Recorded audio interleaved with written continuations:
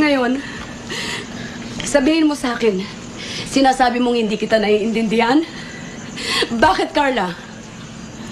Ako ba inintindi mo kahit minsan? Hindi.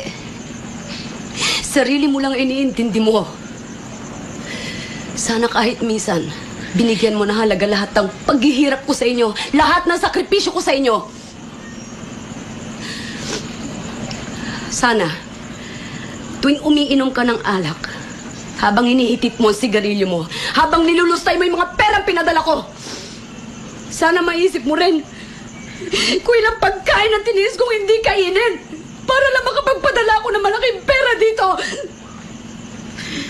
Sana, habang nakahiga ka dyan sa kutsyon mo, natutulog, maisip mo rin kung ilang taong kong tiniis ang matulog mag-isa habang nangungulila ako sa yakap ng mga mahal ko.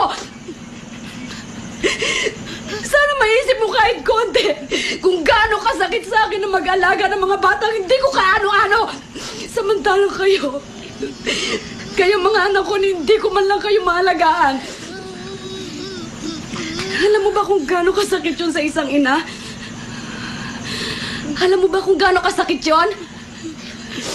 Kung hindi mo ko kayang ituring bilang isang ina, respetuhin mo na lang ako bilang isang tao.